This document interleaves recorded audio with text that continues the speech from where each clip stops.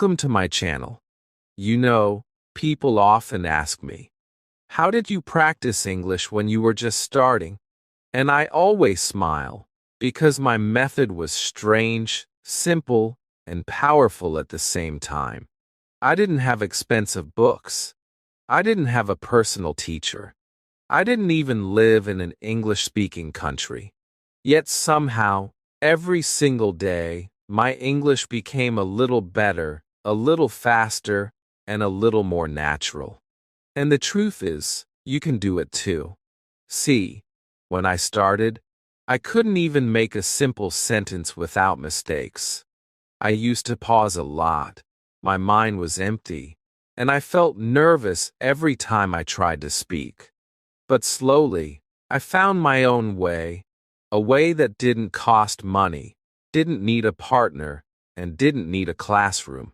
Just me, my phone, and a few simple daily habits. Today, I'm going to take you back step by step. I will show you exactly how I practiced from the very beginning, from the days I was scared to speak, to the moment I could talk freely without thinking. And I promise you, if you stay till the end, you'll have the exact roadmap to make English your second nature, just like I did. Chapter 1. The First Realization. When I first started learning English, I thought I was doing great. I could read books in English. I could watch videos with subtitles. I could understand most of what people were saying in movies. And honestly, I thought, yes, I know English now. I can speak easily.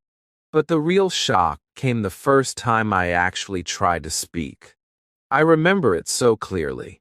I was standing with a friend, and he asked me a simple question in English. My brain understood the question immediately, but my mouth refused to move.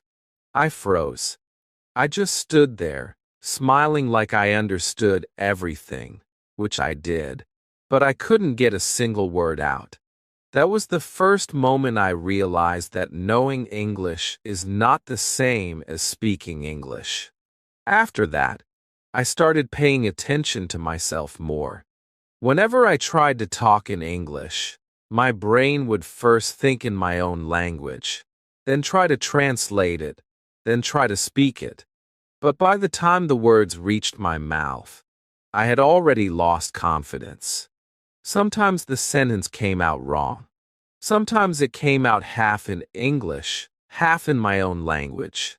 Like once, I wanted to say, I will meet you tomorrow, but it came out as, I will meet you Cal. And Kal is from my native language. My friend looked at me, laughed, and I laughed too, but deep inside, I felt a little embarrassed. I still remember another funny but awkward moment. I was at a small shop, and the shopkeeper spoke to me in English. I wanted to ask, do you have cold water? But instead, I said, you have water cold? He smiled politely and gave me the water, but I could see he understood I was not comfortable in English. It was a simple sentence, but in that moment, it felt like climbing a mountain. That's when I started noticing a big problem. It was not that I didn't know the words. It was not that I didn't know grammar. I knew the words. I had learned grammar rules in school. But still, when it came time to speak, something blocked me. And then I understood. The problem was my mouth-mind connection. My brain and my mouth were not working together in English. My brain knew the sentence, but my mouth had no practice saying it out loud. I started thinking about it like this. Imagine you know all the steps of riding a bicycle, but you have never actually sat on one. The first time you try, you will fall.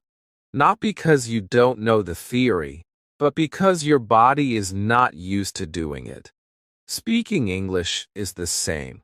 Your mouth needs practice, just like your hands and legs need practice for cycling. After this realization, I stopped blaming myself for not knowing English. I knew English. I just hadn't used it enough with my mouth. And that gave me some hope. I thought, if the problem is practice, then I can fix it. But still, there was one more problem. Where would I practice? I didn't have English-speaking friends. My family didn't speak English at home. I didn't have the confidence to talk to strangers in English. And I didn't want to join a class because I was scared people would laugh at me if I made mistakes. For some days, I didn't do anything. I just kept thinking about it. But then something happened. I saw a small idea in a video, and that idea completely changed how I practiced English forever. It was so simple that I almost didn't believe it would work. But when I tried it, it felt like magic. My mouth started moving faster. My brain and my tongue started working together. And slowly, the fear of speaking started disappearing. I'm going to share that exact daily habit with you in the next chapter. Trust me, it doesn't need a partner, it doesn't need a classroom, and it doesn't need money. All it needs is you and a little bit of time every day. Once you hear it, you'll realize you can start practicing English right after this video ends. And that's exactly what I did. Chapter 2. Talking to myself. So here's the big secret I discovered. I started talking to myself in English. Yes, it sounds a little strange, but it worked better than anything else I had tried. At first, I thought, how will this help me? I'm just speaking to myself. There's no one to listen, no one to correct me. But then I realized that was the best part. Because there was no one to judge me, no one to laugh at me, and no one to stop me. I could make as many mistakes as I wanted, and I could keep going without feeling shy. I began with small sentences. If I was at home, I would say things like, I am making tea, or I will clean my room now, or this food smells good. At first, it felt a little funny, because my mouth was not used to speaking in English so much. But the more I spoke, the easier it became. I was training my brain and my tongue to work together. Soon, I started doing it everywhere. If I was walking on the street, I would look at things around me and describe them in English. That car is red. The road is busy today. The weather is hot.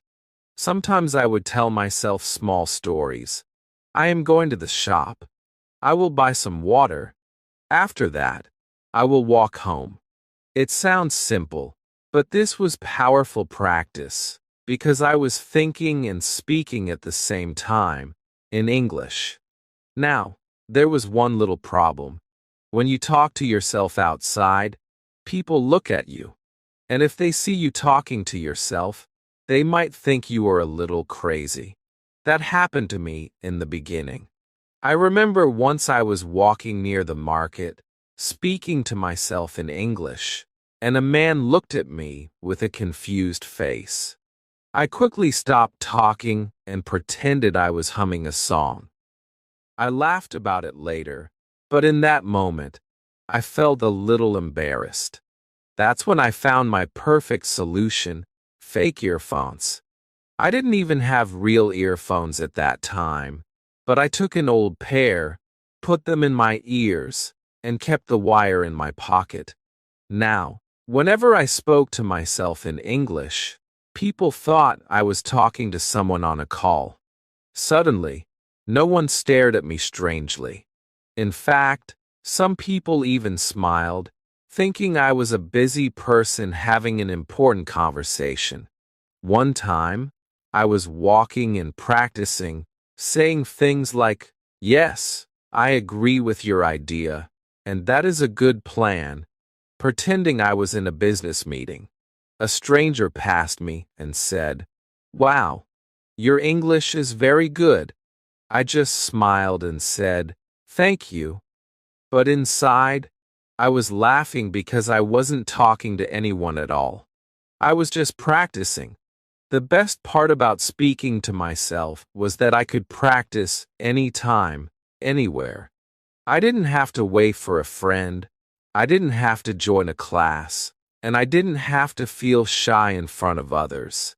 I was building my speaking muscles in private, so that later, when I did speak with real people, I would feel ready. This habit became my turning point. Before this, I was scared to speak English because I thought I would make mistakes and people would laugh. But after weeks of talking to myself, I started feeling more comfortable. My mouth was moving faster, my sentences were coming out more naturally, and my brain didn't have to translate every word anymore. I was slowly starting to think in English. If you think about it, it's like learning to swim. You don't just jump into the deep water in front of everyone. First, you practice alone in a small pool where no one is watching. You get used to moving, you get used to the water, and then you can swim in the big pool confidently. Talking to myself was my small pool. It gave me the safe space I needed to grow. And the truth is, anyone can do this. You don't need money. You don't need special tools. All you need is your voice, your thoughts, and a few minutes every day. Just start speaking out loud, even if it's about what you are doing right now. Over time, you'll be surprised how fast your confidence grows. In the next chapter, I'm going to tell you how I took this habit even further by changing not only how I spoke, but also how I thought. That step made my English faster, more natural, and more automatic than ever before. Chapter 3: Thinking in English. When I first started speaking English, I had one big problem that I didn't even notice at the beginning. I was translating every sentence in my head from my native language into English before speaking. It might sound okay, but here's the truth. This is the number one reason why we speak slowly, fumble, and sometimes forget what we wanted to say. Think about it. When you speak your own language, you don't translate anything. The words just come. But when I spoke English in the beginning, my brain would first make the sentence in my language, then try to find the English words for it, and then try to arrange those words in the right order. By the time my mouth was ready, the conversation had already moved on. It felt like I was always one step late. I realized this was like trying to run with a heavy bag on my back. Possible, but slow and tiring. So I decided I needed to remove that translation step completely.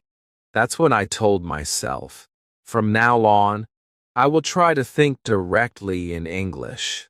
At first, it was hard. My brain didn't want to do it. I would start a thought in English, but without realizing, I would switch back to my native language in my head. But I didn't give up. I made a very simple rule for myself. Whenever I saw something, I would name it in English in my head. If I saw a chair, I would think chair.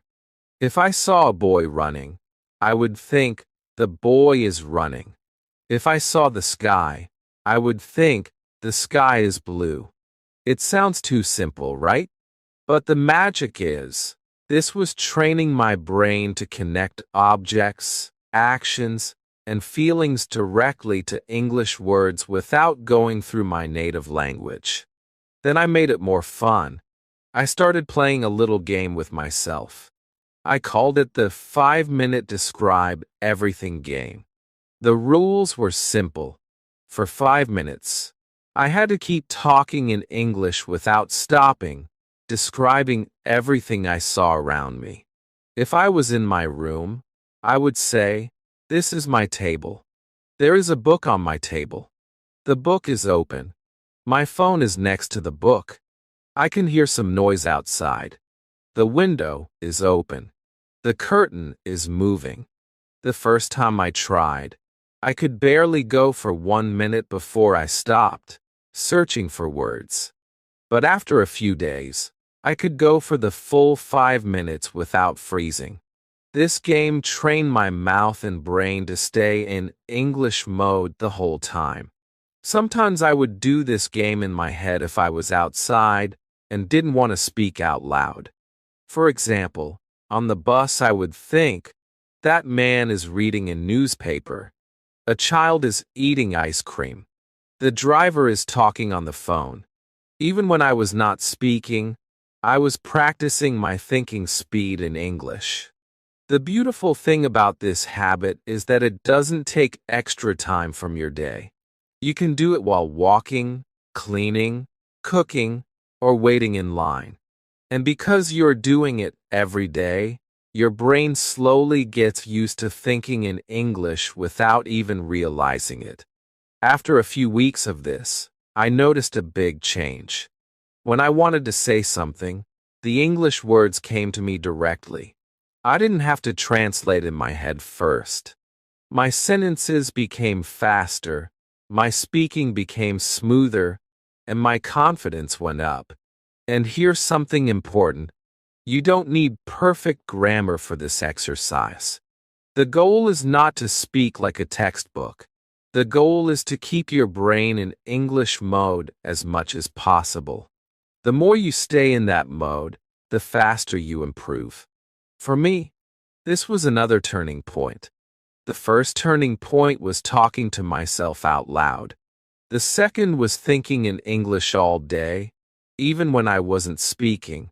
When you combine these two, you start living in English, not just learning it. In the next chapter, I'm going to share the step that took my speaking to an even higher level, training my ears. Because the truth is, the way you listen to English changes the way you speak it.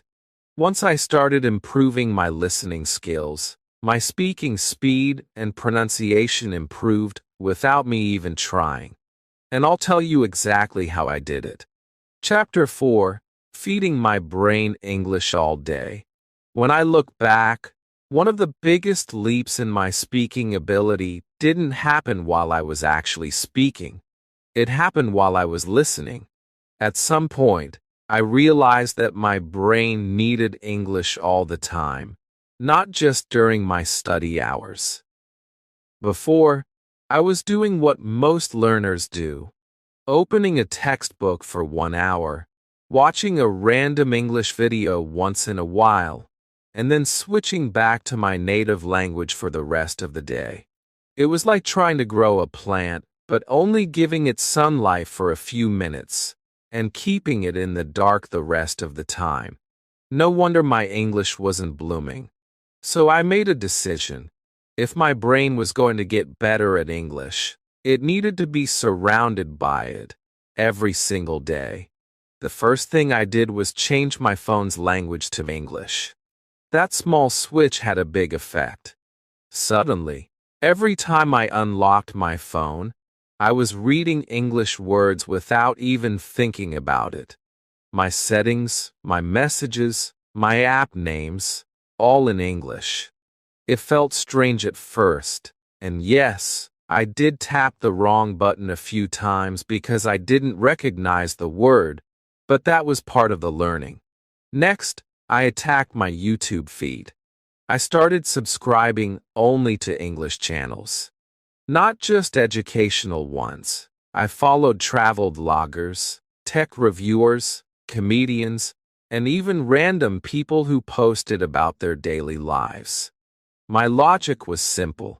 If I was going to spend time watching videos anyway, why not do it in English? And here's where it got interesting. I discovered that I didn't have to watch English learning content to improve my English. I could watch anything, as long as it was in English. One of my funniest discoveries was how much cooking videos helped me. I wasn't even interested in cooking before, but watching recipes in English became a secret listening practice. The host would say things like, "Chop the onions finely," or simmer for 10 minutes. And without realizing it, I was learning new vocabulary and understanding natural speech. I even remember one time when I was watching a baking video, and the baker said, "Let's whisk it until it's fluffy." I didn't know the word whisk before, but from the video, I could guess it meant mixing quickly. That's when I realized English was now slipping into my brain without me forcing it. But I didn't just listen. I copied. This is what people call shadowing. Whenever I watched a video, I would repeat what the speaker said immediately and in the same tone. If they spoke fast, I tried to keep up. If they spoke slowly, I copied the rhythm. In the beginning, I sounded like a bad echo, always a second late, missing words, sometimes mixing in my own. But after a few weeks, I started matching the timing better. My mouth was learning how to move in English, and my pronunciation started to feel more natural. I even caught myself using the same expressions I heard online.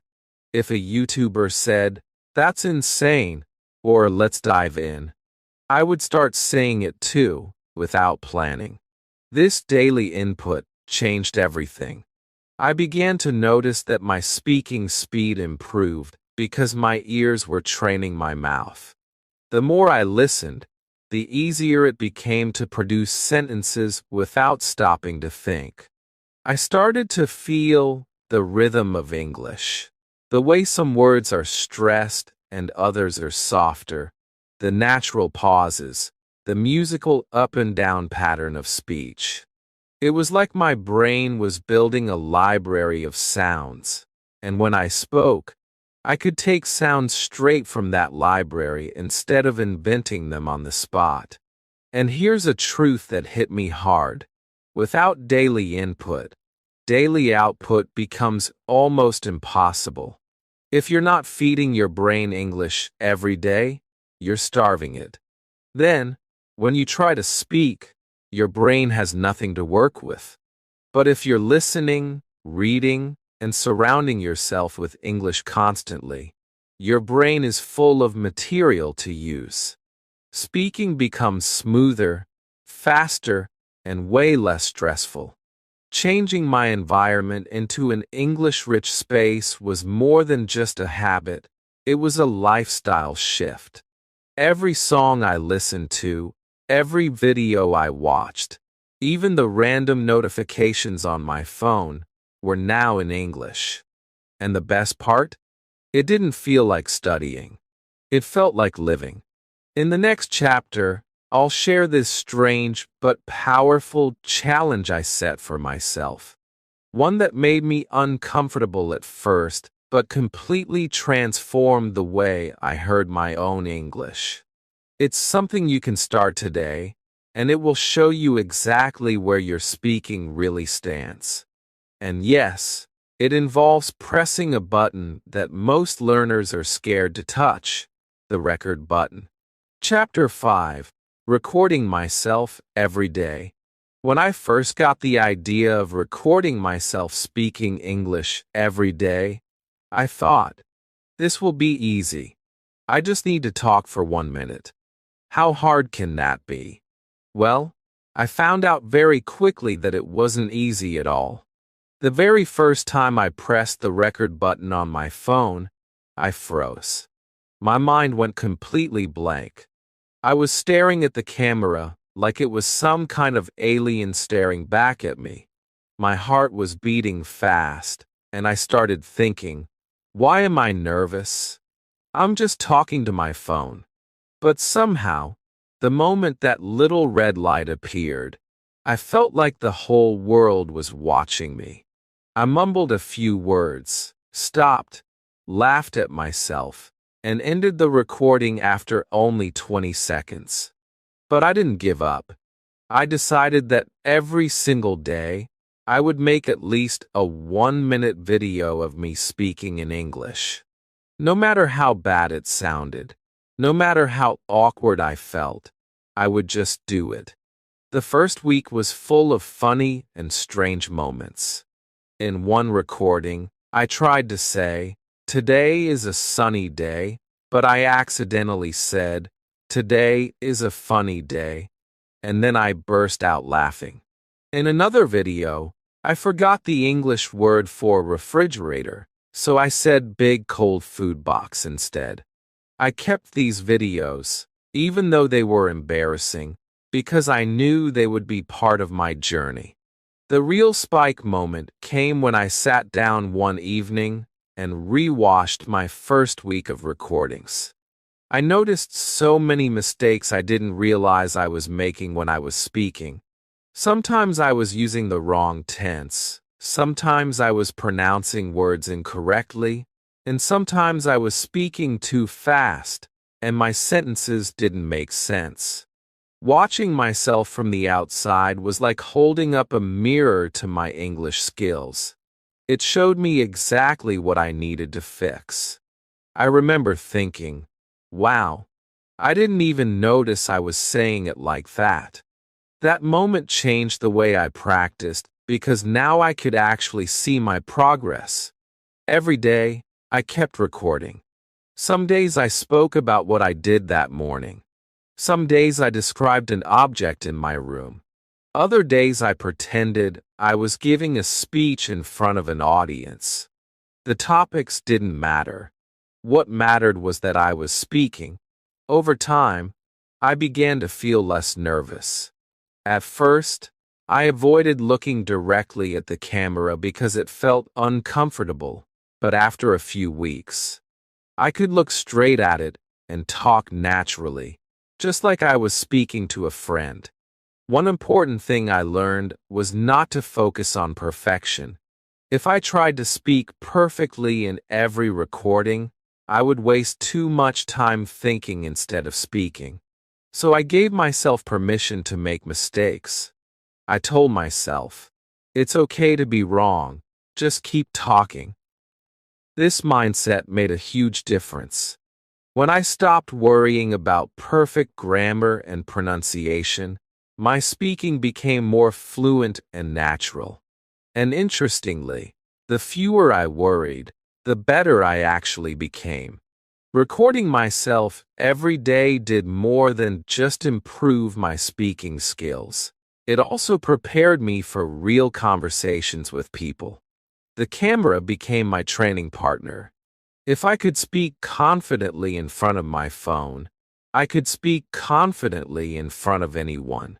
By the time I had recorded myself for 2 or 3 months, I found that talking to strangers in English didn't scare me as much. I had already faced the pressure of performing in front of a silent audience, so speaking with real people felt easier. This daily recording habit became one of the most powerful tools in my English learning journey. It combined speaking practice, self-correction, and confidence building all in one. Looking back now, I can say that those 1-minute videos, no matter how awkward or funny they were worth every second. In Chapter 6, I'll share how I took this confidence from my private recordings and brought it into the real world, where I started having real English conversations with strangers. That was when things got truly exciting. Chapter 6. Mixing all habits into one routine. When I look back at my English journey, there was one moment where everything started to connect. In the beginning, I was doing things randomly. One day I would talk to myself. The next day, I would shadow a video. And some days I would record myself. But one day I asked myself, what if I just mix all of these habits into a single daily plan? That small decision changed everything. It turned my random efforts into a clear, repeatable system that I could do every single day. I remember sitting at my desk with a notebook, writing down the 4 main things that had been helping me: self-talk, thinking in English, shadowing videos, and recording myself. Then I asked, how can I fit these into 15 minutes? I wanted something so short that I could never use the excuse, I don't have time. And I came up with a simple plan. The plan was like this. First, 3 minutes of self-talk. I would pick a random topic, my plans for the day, what I ate for breakfast, or even how I was feeling, and I would just speak out loud in English. No script, no preparation, just speaking whatever came to my mind. This warmed up my brain and mouth for English. Second, 3 minutes of thinking in English without speaking. This was a mental exercise.